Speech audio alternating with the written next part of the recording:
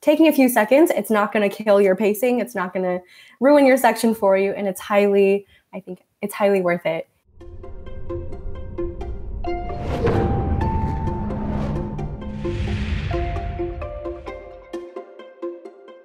Dorothy, welcome back to the MCAT podcast.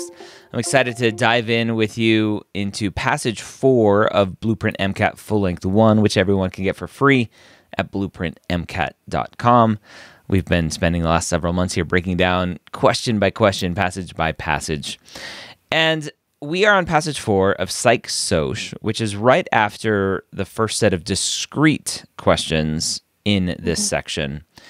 When you finish a set of discretes and you know you're jumping back into a passage, what kind of process do you go through as you click that next button to jump into the passage? Yeah, I think it's all about clearing the palette, just making sure that I'm not dwelling on previous sections. I'm not dwelling on the previous passages that I just read, and I'm ready to go kind of refresh. So I usually take about a few seconds, just take a deep breath, close my eyes, get ready for the next passage, and knowing that I have to start reading with high focus and intensity and motivation. And yeah, I think taking a few seconds, it's not going to kill your pacing. It's not going to ruin your section for you. And I think it's highly worth it in terms of just being able to clear your mind before you dive into another passage. So you take a little bit of that metaphorical ginger to cleanse your palate before that next bite.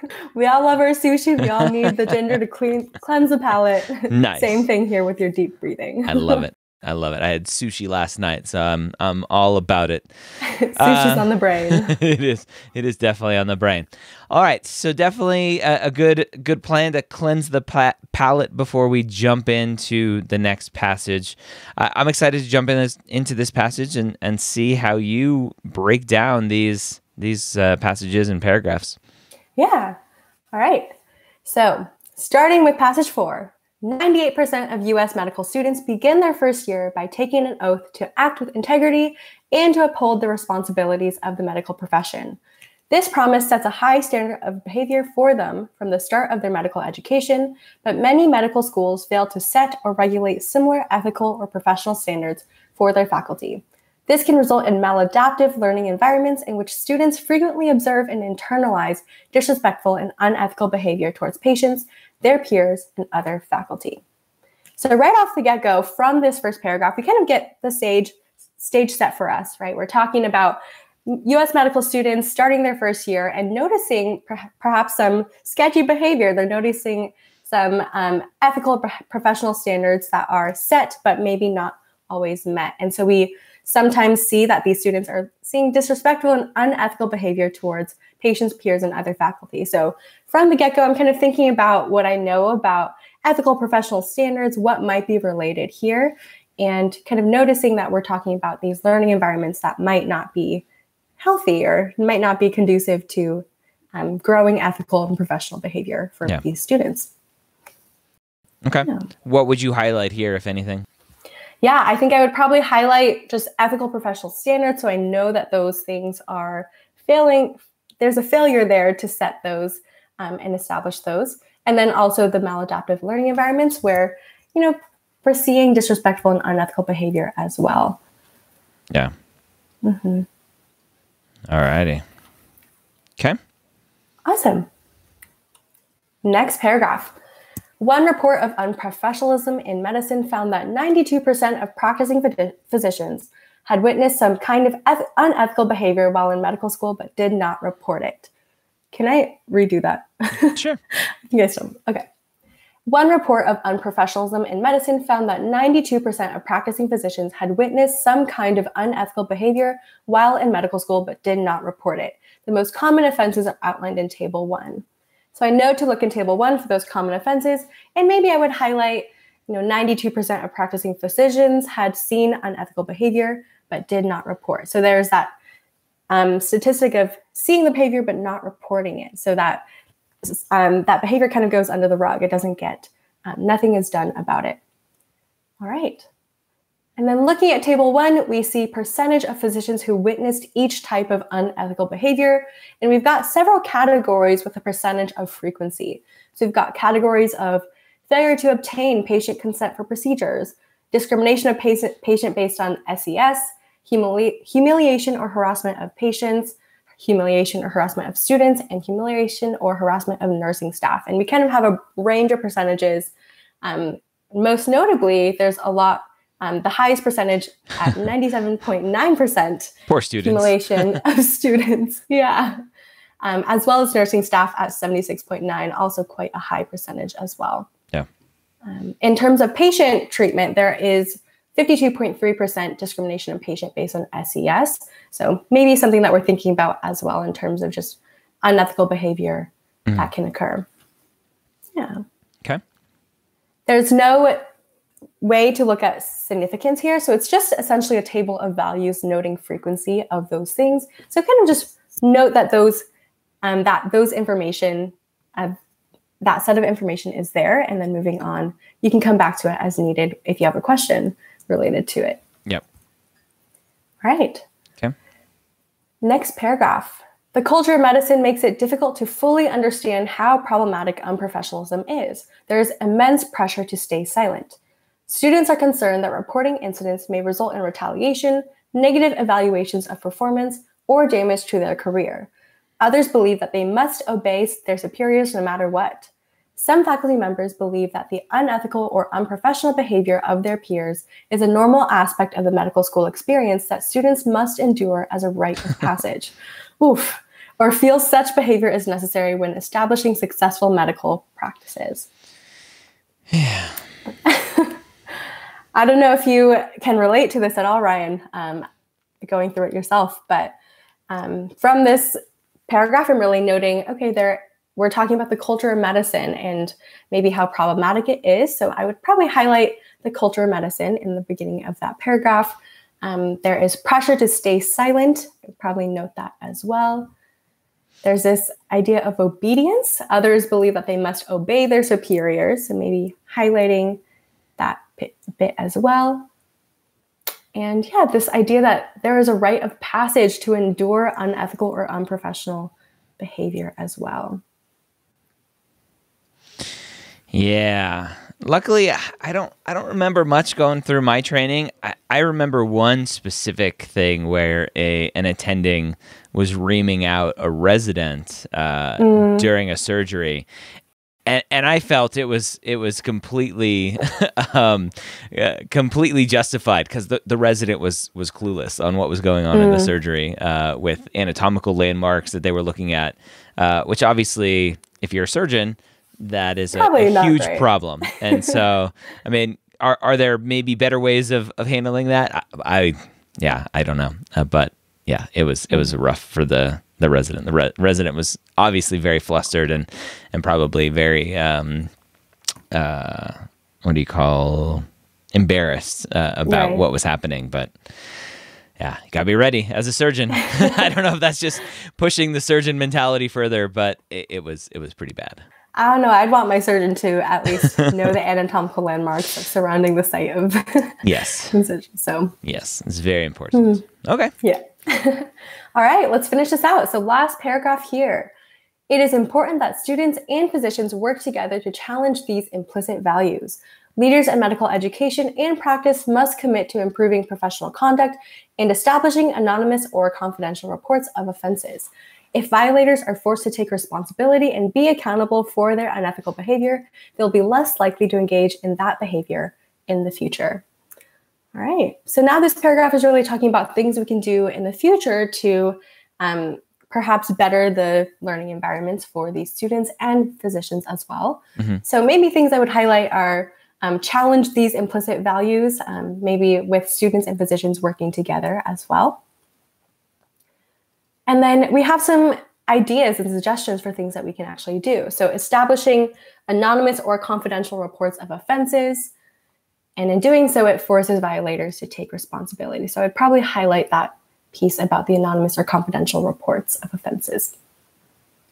All right. So basically, if you have rules, people won't break the rules. We know how that works in society. Theoretically, at least. Yeah. But there's a big difference if there's ramifications for someone's medical license or practice or something, maybe. Yeah, absolutely.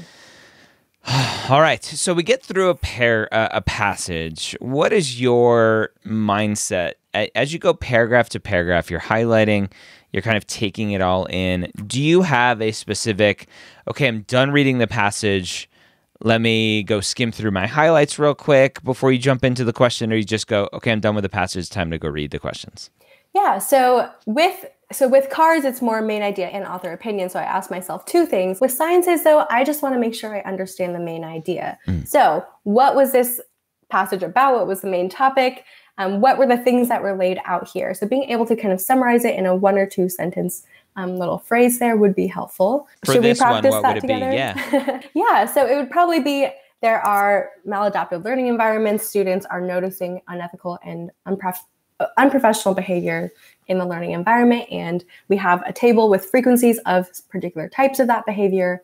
We have this idea of, maybe we should do something about it. Maybe we should have physicians and students work together to challenge these things and to establish different ways to combat it, like the anonymous or confidential reports. So pretty straightforward for this passage in terms of setting up the stage and looking at potential solutions as well. Okay. All right, then we jump into the questions. So question 18, which of the following biases is least likely, I hate these questions, least likely to have affected the review of professionalism? So least likely to have affected the review. A, reconstructive bias. B, social desirability bias. C, attrition bias. Or D, selection bias. So I think this is pretty easy. Only, and maybe I'm making it too easy, is attrition bias for me is over a long study, when patients drop out and you lose them to follow-up, you have attrition, right? And that's just a normal part of how research works. Now, is there attrition because they're dying, or attrition because whatever, right? We don't know, right? Attrition because they didn't, the medication just didn't sit with them well, and the company is like, oh, the medication worked great, but all of the people it didn't work great for left the study, so you can't follow them. So for this one, it doesn't seem like this has anything to do with attrition, because it's just talking about experiences. So I'm going to go with C, attrition bias, because it seems like that's the obvious answer. Yeah, C would be correct. I think also noting the methods that were used here, it was just a survey, right? People were asked about their experiences, just one-time survey. And so there's not really a research study, like a longitudinal time period for people to drop out of that study. And so, yeah, not really relevant to the situation. Nice. All right, 1 for 1. I'll take it. All right, question 19. Oh, you get the Roman numeral one. Go and read this one. All right, let's do it. Question 19. Medical students may feel helpless when confronted with unethical behavior because they believe that reporting will have serious negative repercussions. As time goes by, they become more stressed and upset about the situation. What types of stress are they likely feeling? So you've got distress for Roman numeral 1, eustress for Roman numeral 2, and then new stress for Roman numeral 3. New stress. New stress. N-E-U. Yeah. Stress. New stress. Not like, oh, this is new to me. Right. Yeah. New stress. I don't know what new stress is. So that's the outlier for me. Roman numeral 1, I think the strategy we play for Roman numerals is which answer choice is in the most answer choices, or which Roman numerals in the most answer choices. Roman numeral 1 and Roman numeral 3 are used twice. So distress, obviously, I think we all understand distress is negative, right? It's bad. Yeah. Bad stress. Yeah. Yeah. Eustress, I don't remember the definition. Is that good stress, or is that kind of not stress? It's good stress. So U is positive. So positive type of stress. It's like you might find something challenging, but it motivates you rather than working down on you. Mm-hmm. So as we look at this, right, it's they may feel helpless when confronted with unethical behavior because they believe that reporting it will have serious negative consequences, right? Repercussions. That's distress. As time goes by, they become more stressed and upset about the situation. What types of stress are they feeling? So number one is obvious. Number two is not. So it's either A, 1 only, or D, 1 and 3 only. And because I don't know what new stress is, I'm not going to add that in as a variable. I'm just going to go with A. Okay, well, that would be a good move on your part. It is A only, so it's only distress. Just for kicks and giggles, does new stress, the new part of that, remind you of any word that could either be good, bad, or in the middle? Neutron. I don't know. No, I don't know. No, well, neutral, right? So neutral potentially as a word, which neutral doesn't matter one way or another. And even with a neutron, that's zero charge versus a positive charge or a negative charge. So new stress is just a neutral type of stress. You're exposed to something stressful, but it doesn't actively or directly affect you. Mm-hmm. Okay. Yeah. So good guess on that one. All right. 2 for 2. Question 20. At one university, faculty members who behave unethically are required to have a meeting with the dean. Uh-oh. After their Someone's meeting, in trouble. Their unprofessional behavior decreases. What process does this describe? A, positive reinforcement. B, negative reinforcement. C, positive punishment. Or D, negative punishment. So, reinforcement doesn't seem like it's the right answer, right? They're being punished. They have to go talk to their parents. They have to go talk to the boss. So reinforcement to me just doesn't seem right. So I'm going to cross off A and B automatically. Okay. Now, the question, positive punishment, negative punishment. Well, we know that there's a positive outcome because their unprofessional behavior decreases. And so, but I think that's a trap answer because it's negative punishment, right? They are punished. It's negative. So I'm going to go with D just because I think C is a trap. Okay. It actually is C. So darn. Should have trusted your gut. However, I think we should clarify those definitions a little bit. So punishment, so it is positive punishment. And so when we talk about punishment, that means we're decreasing the frequency of a behavior. So in this case, the unprofessional behavior is decreasing over time. And so that's a good thing for us because it's a bad behavior that's decreasing. But punishment is meant to decrease the behavior. On the other hand, reinforcement is something that promotes or increases or encourages the frequency of a particular behavior. So it is punishment because that behavior goes down in frequency. And then positive or negative is just taking away or adding something. So positive means you're adding something.